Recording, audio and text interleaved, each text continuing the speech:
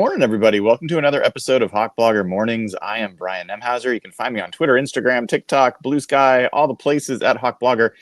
Today, you find me in lovely Palm Springs. So hopefully you guys can hear me okay, see me okay, because we do not skip a day, 365 days a year of Seahawks coverage for you. And today we got a really special guest, someone we haven't had on for a while, Joel Corry, who is a former NFL NBA agent. He has represented folks like Ronnie Lott, Hakeem Olajuwon, John Randall, former Seahawk, and is just a wealth of knowledge on contract negotiations, cap situations, how teams manage themselves. And today we get to talk to Joel about a lot of things related to the Seahawks. Joel, how are you doing this morning? I'm doing great. How are you doing? I'm doing really well. Thanks for taking some time with us. Where are you joining us from today? Las Vegas, Nevada. Is that home base for you? Yes, it is. Well, when you were first there, was there an NFL team, or is that No, that wasn't even a thought. Did you ever think there'd be an NFL team in Las Vegas? I didn't think there'd be any professional sports in Las Vegas. The only thing in town was a minor league baseball team. How do you think? When I moved, that was like 20 years ago. We were planning to talk about this, but I'm curious. How do you feel like betting and sports betting has impacted sports and negotiations and even agents' jobs over the last 5 years? It's not so much how it's impacted that side of the business. It's the fact that the league has embraced it. I remember not too long ago, Tony Romo wanted to have a fantasy football conference in Vegas. The league shut that down. Gambling implications. Now seems like every team has some sort of partnership with some sort of betting app, Caesars, BetMGM, DraftKings, whatever. So the league is trying to increase its overall revenues, and they've embraced gambling, although that does create some interesting issues that got fans, whether it's football, baseball, basketball, who aren't happy with player performance, particularly late in the game. If you need a touchdown for a certain bet to hit and the player's doing what's in the best interest of the team, I'm going to go down at the 2 to run out the clock. You don't care about your touchdown. Yep. But at the same time, fans go overboard that have access to players through social media, DMing them, saying some vile things, death threats, asking for money because you didn't hit a bet. That's not their job, not their responsibility. How about this? Keep your money in your pocket. Yeah. Yeah. It's always been this thing of this odd bedfellows with the NFL or sports in general and betting. The whole injury reports is not because the NFL wants people to know. It's always been related to betting and trying to keep an even playing field there. And now the NFL has kind of embraced it a lot more, as you said, as a revenue stream. But it's really affected fans' engagement with the game in some ways positive. There's a lot more fans that will casually watch a game they would have otherwise had no interest in. But there's also fans that will attend a game that actually have no interest other than a bet. I've seen that in games I attend in Lumen Field, where all of a sudden you've got a bunch of fans there that actually aren't Seahawks fans or opposing teams fan. They're just there to cheer for their bets. And so, yeah, it's not my favorite part of the edition, but it's here to stay. So it's not going anywhere at all. And that kind of started with the increased interest in fantasy football, that you would have people who would have no interest in a game, but their fantasy football matchup for the week is still in place before all the daily fantasy started. Yep. You're watching a game which has no implications on their own personal fandom of a team. But it's like, I need so many yards from this guy.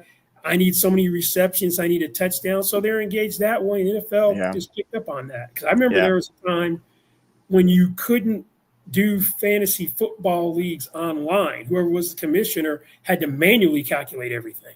Yeah. Yeah, it's so true. It's so true.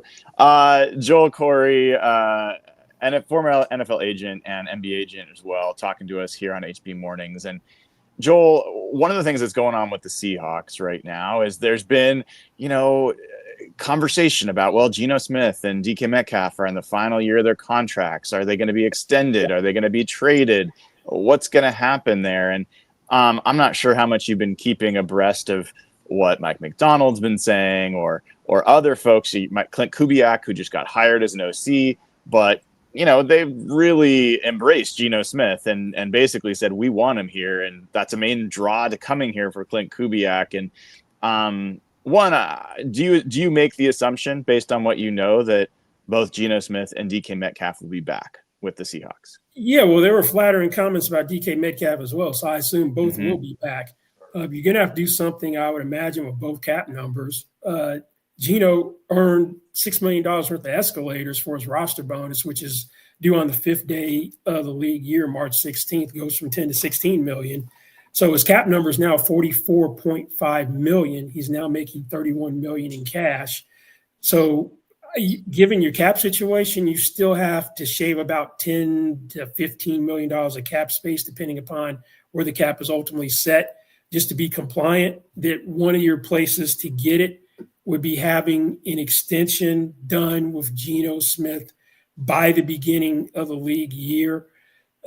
There's one big problem. Last time he was like, Mr. Gratitude, you guys saved my career when I could have been out of the league, and signed for what was below market deal at $25 million per year.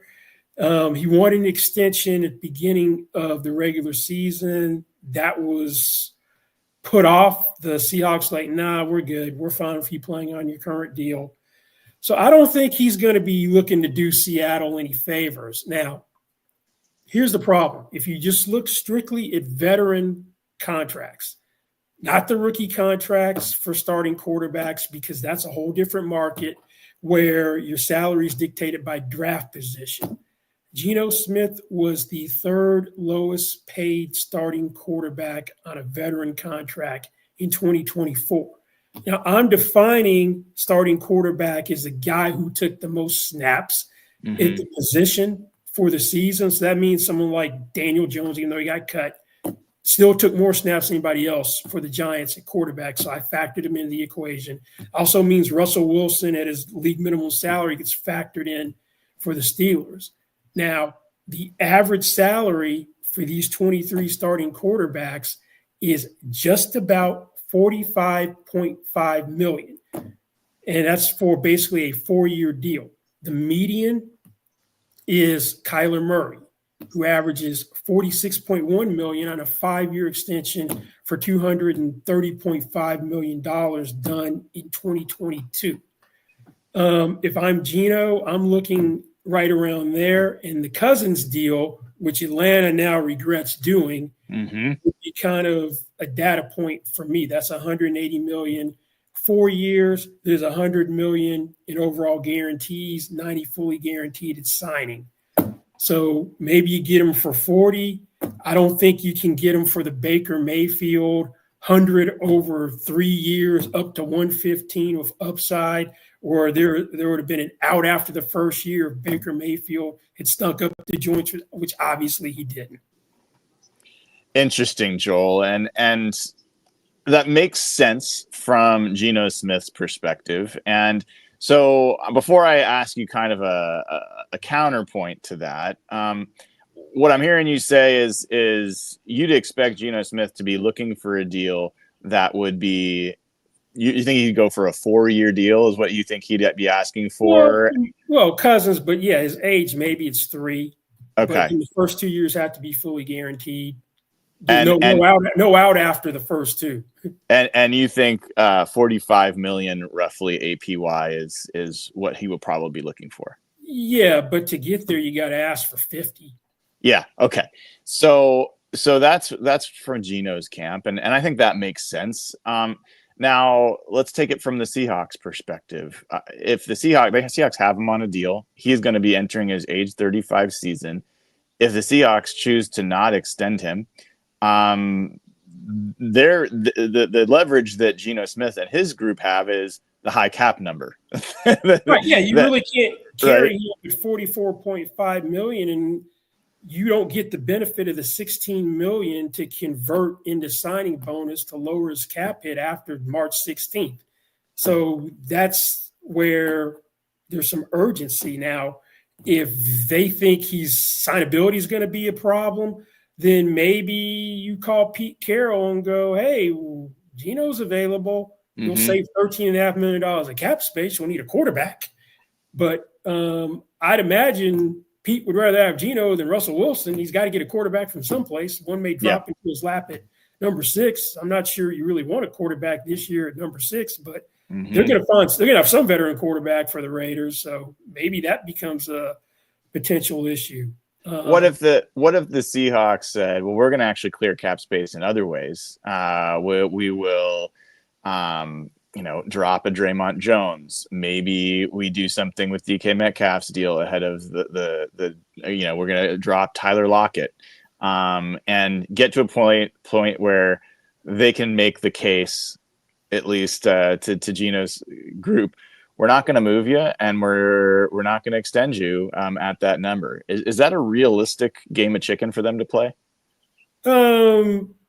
Not really, because you're going to have a new quarterback in 2026 that way, because you can't franchise them, because it'll be 100. I haven't done the math, but it's 120% of $44.5 million would be his franchise tag number. So that's not feasible. You could try to work around him. He playing for 31 wouldn't be the worst thing than being a free agent. That means Geno has to have a good year. Otherwise, his value may not even be 31 next year. But let's say he improves and thrives first year, the Kubiak offense, then it's going to cost you more to get him done, because you can't franchise him. And if he incurs the risk of injury and poor performance, he probably would owe it to himself to see what he could get on the open market, unless you gave him exactly what he wanted before the 48-hour pre-negotiation period opened in 2026. Joel, if Geno Smith hypothetically was a free agent right now, what do you think his market value would be, and like what would be the competition for him? I'm less interested in the competition, but what do you think the market would be for him? Well, he would probably be the second most demand quarterback behind Sam Darnold. I know Sam Darnold ended the season in the worst possible way. He's younger. He's like 27, 28. I'd imagine he'd end up in the Raiders in that case, and the Raiders have like $90 million in cap space, so they probably pay him what he wanted or close to it. So your expectation would be, like, the reason I asked that, Joel, is I'm in the camp of somebody who's a Geno appreciator, while there's a lot of folks that are in the other camp. I think that folks say, hey, he's only had a 27-23 record as a starter in his 3 years in Seattle, and I say, if Geno Smith wasn't here, I think the record would be significantly worse than that. I think he's a big reason why they've managed to have a winning record and make the playoffs once. Let's say Drew Lock is your quarterback. Exactly. You're not 10-7. You may not be 7-10 last year. Yeah, I don't think you're 7-10. I think that would be a wish. But point there, though, is there is not. Because you want to play Sam Howell? There's a reason the Commanders got rid of him. Exactly. The reason I bring it up is because I wonder how many franchises really do believe in Geno Smith, and how many GMs and coaches. Need one, and you got one place which is his logical destination. With the Raiders. Brings comfort. Yeah. Viva Las Vegas. Interesting. If you had to play the odds on whether Geno extends with the Seahawks, that the Seahawks pay him the contract that you're kind of predicting, or that he ends up traded to the Raiders, what are the rough odds you give one or the other? 80-20 that he gets an extension. Maybe it's not quite everything he wants, but it'll be more than Seattle wants to pay. Yeah.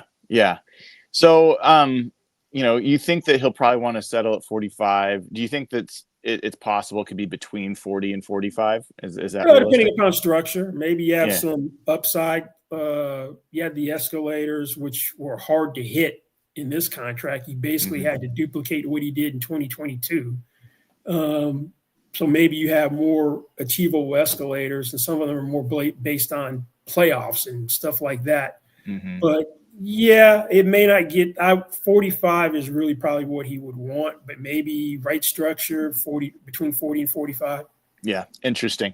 So 3-year deal, probably with 2 years fully guaranteed. What's the problem? You guys don't really fully guarantee anything. You haven't done that since way long time ago, like early 2010s. So you'd have to give him a big signing bonus. You have that early 5th-day waiver period thing for year 2 because you don't guarantee year 2 upon signing. You didn't do that for Russell Wilson. But here's the thing: if you come in below $35 million per year, I'm insulted if I'm Geno Smith for this reason. 6 years ago, you made Russell Wilson the highest paid player at $35 million per year. So you're telling me 6 years later, Geno Smith isn't what Russell Wilson was back in 2019? Yeah. Well, I understand where you're coming from. There's a lot of folks that would say, yeah, absolutely not. He's not worth that. But okay, let's take a step back. Let's look at where this quarterback landscape is going to go. Anyone who's talking about Brock Purdy signing for 40, 45 million per year, I want some of what they're smoking. There won't be a deal for Brock Purdy unless if he's not the highest paid player in the league, he's going to be close to it. He's going to be north of Trevor Lawrence at 55 million per year, who's won one playoff game. I know it was the first overall pick. Tua Tagovailoa hadn't won a playoff game. He's at 53 million per year. Josh Allen may get a new deal. Brandon Beane talked about it. If Josh Allen wants to maximize money, he should be able to blow Dak Prescott out of the water because he's the reigning MVP. So then if you're Brock Purdy, you don't have to be the highest paid player. Rising tide lifts all boats, and you just draft off of Josh Allen. If you're wondering what that noise is, folks who are probably listening to the audio only, that Joel Corry is a passionate negotiator. He is slapping that table, letting you know that these things are emphatically clear as an agent and a player. And I was going to ask you about Brock Purdy, so I'm glad you beat me to it. Let's turn our attention to DK Metcalf. It's interesting because Geno Smith, when he signed his extension last time, Joel, it was March 6th, just before the league year, kind of similar timing we're probably talking about now. DK Metcalf signed his extension in July. First question for you is, would you expect a similar time frame for DK Metcalf, or do you think that they'll try to get him done before the league, free agency opens as well? Sooner, just because he's got the 3rd highest wide receiver cap numbers, $31.875 million. You don't necessarily want to carry that number. I know it's a down year by his standards, 66 catches, less than 1,000 yards. So, but from some of the things Kubiak is saying, he'll be the one, or he's going to be the co-number one. His current deal made him seventh highest paid wide receiver, $24 million per year. It ain't going to be a pay cut, given the wide receiver market has only escalated since then. I would have to think that an important data point is going to be Brandon Ayuk. He's the last guy who signed. That was 120 over 4 years, 30 million per year, 76 in overall guarantees, 45 fully guaranteed at signing. You got a physical freak of nature who's still in his prime, 6'4", 235, and is really, really fast. That doesn't grow on trees. So if you don't want to pay him, then I'm sure Las Vegas would love to have him. Yeah, you can deal him. I often think of DK as kind of the opposite of Geno Smith, in that Geno's worth more than I think what the market bears for him and what his reputation is perceived to be.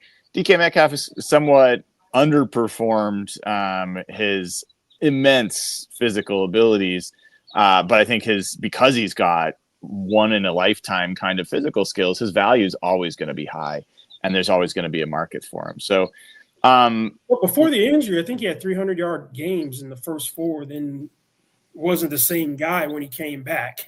Yep. So yeah. If you get DK on a consistent basis, then, hey, you can't franchise him either, because 120% at 31.875, that's like 38,250. You're not sticking a franchise tag on him for 38,250 in 2026 plus. You can only franchise one guy. Say you have both Geno and DK playoff contracts. Somebody's free. You really can't franchise either one of them, so probably both free. So what would you said Brandon Ayuk's contract is kind of a marking point for DK Metcalf. Do you think his deal would be above that, below that, right around that? Well, if you adjust this current deal for salary cap inflation, assuming we're between right around 275 for the 2025 salary cap, you're basically 33 million per year. So yeah, you're probably not going to get him for something where the first digit isn't 3 on an extension.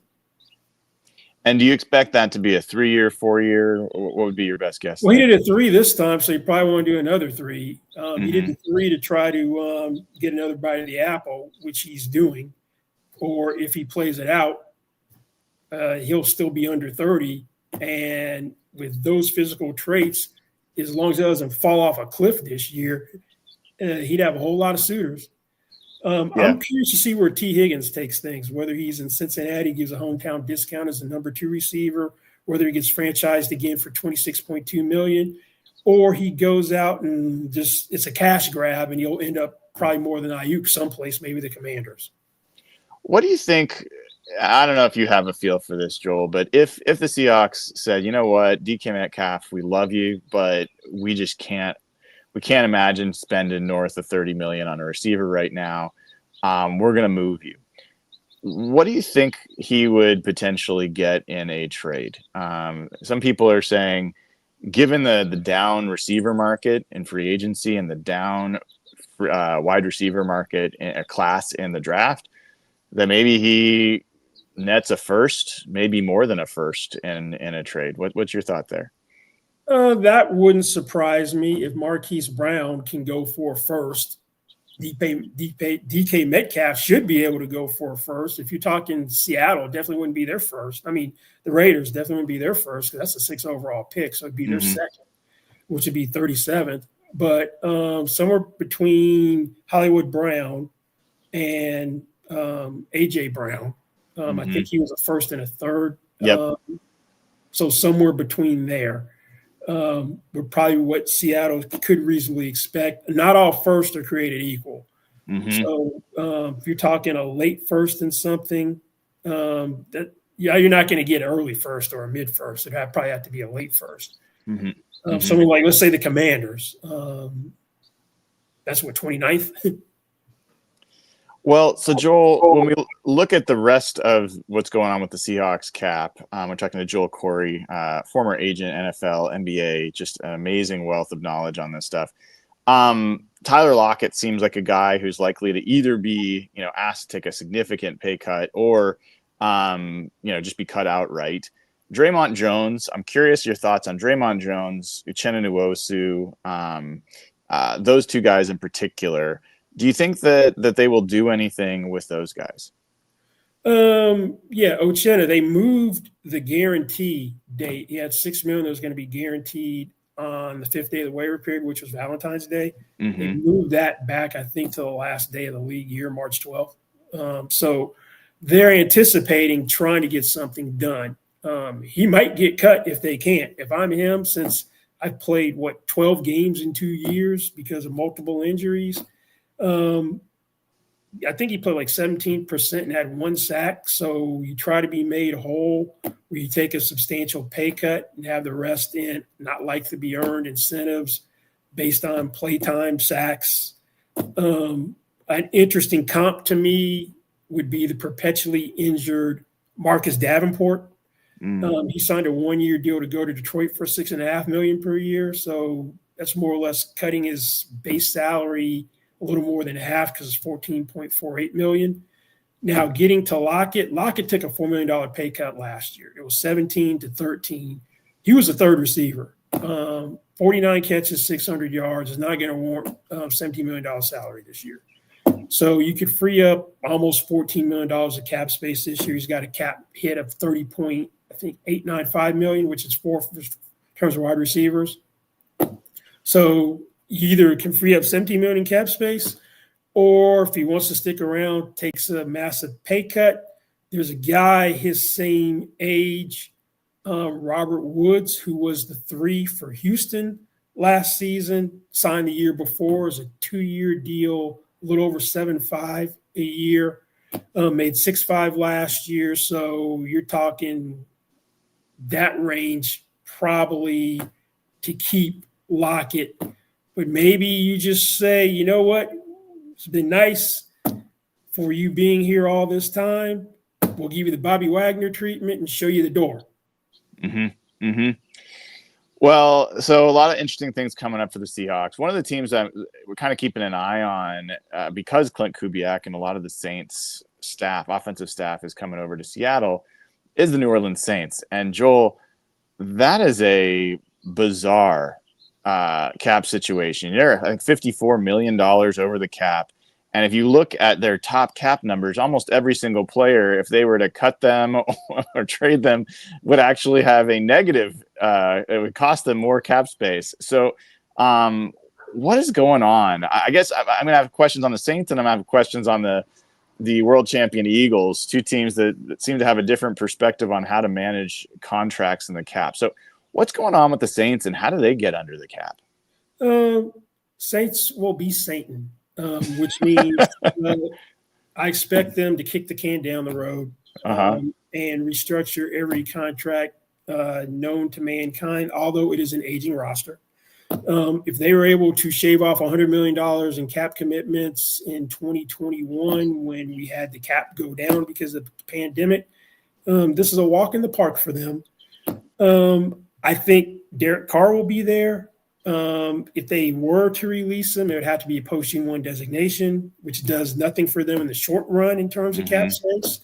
So they can add a void dummy year, kick the can down the road, and pick up as much as $31 million of cap space there. There's nobody that Seattle's really going to want that they would get rid of because they'll kick the can down the road with their good offensive linemen. Like your Cesar Ruizes of the world, your Eric McCoys, those guys they'll kick the can down the road with those guys. They already extended Kamara last year. One thing they really should do is, I've never understood the fascination with him because he's a gadget specialty guy to me, is call Sean Payton and see if you can pawn Taysom Hill off on him on a post-June 1 trade.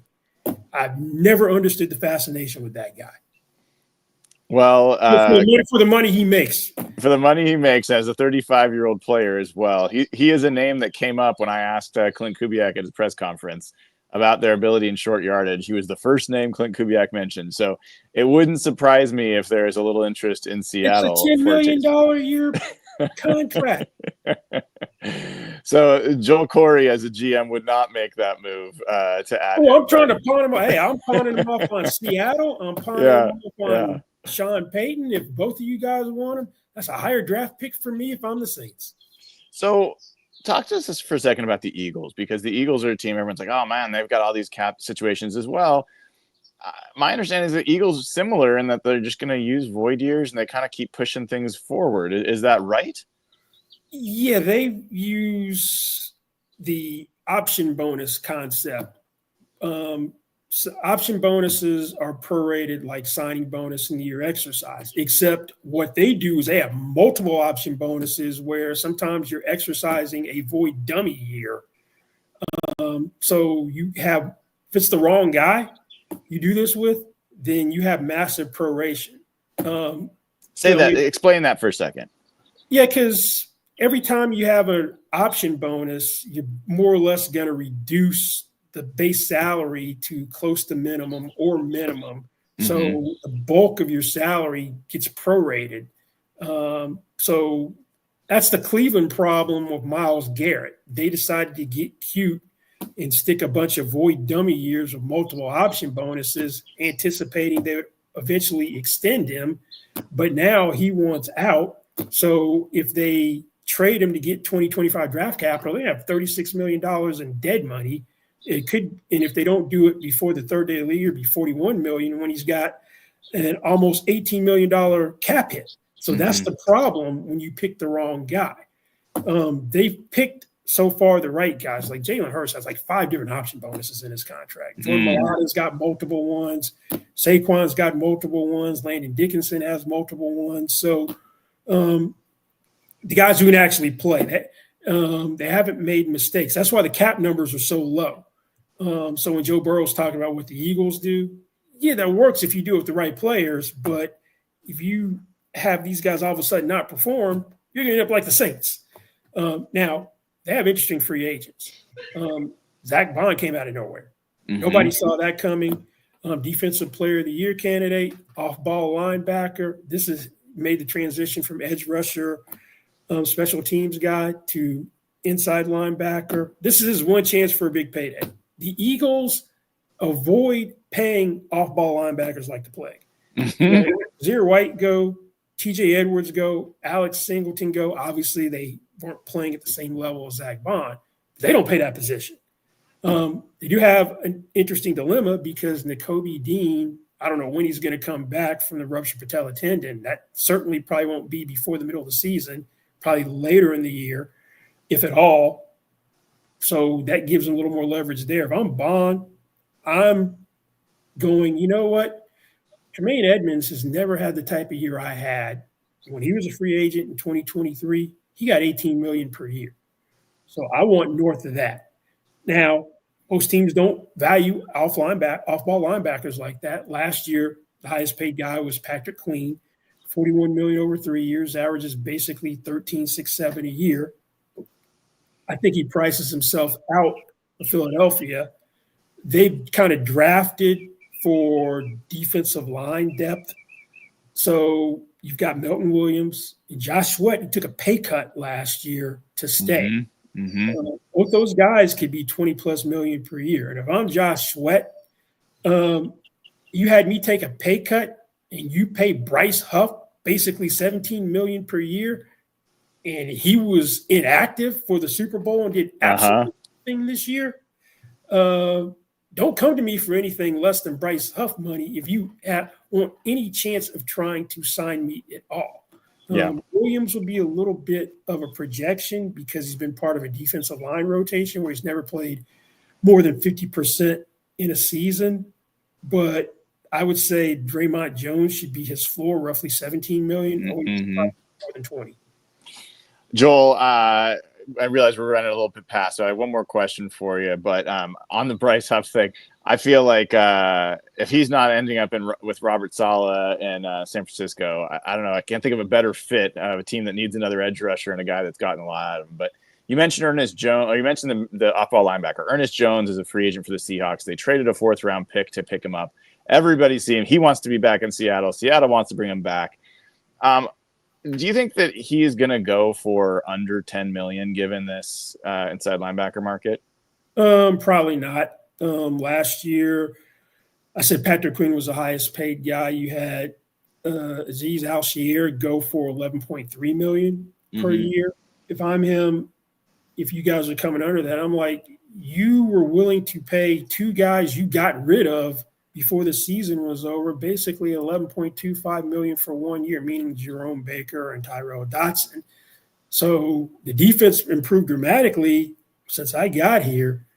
Don't come to me for anything which is under that. The most recent data point in the marketplace for off-ball linebackers is Jeremiah Owusu-Koramoah.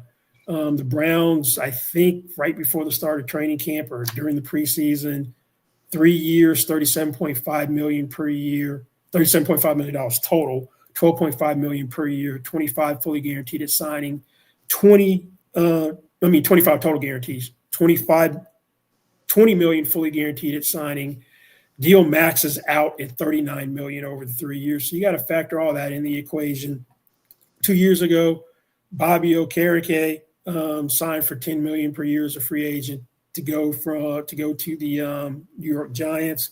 Then we had Foye Oluokun last year do an extension at $10 million per year.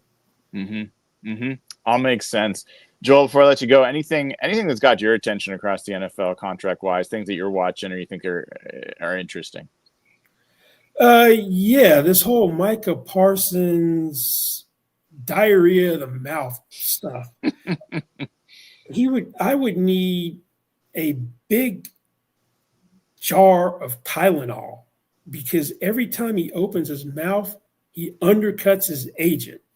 This is a guy who should be the highest paid defensive player, if not the highest paid non-quarterback. But when he's like, I don't need to be the highest paid defensive player, if we can get better players around me, is the former agent. I'm like, dude, let your agent do your job. Yeah. Tom Brady famously took hometown discounts. Mm-hmm. But Tom Brady did not do that until after 2010. You know what happened in 2010? Tom Brady became the highest paid player in the league. It was $18 million per year on a 4-year extension, but he did become the highest paid player in the league before he started giving away and leaving money on the table. Michael Parsons wants to do that from day one on a veteran contract. Interesting. Well, we will keep an eye out on that.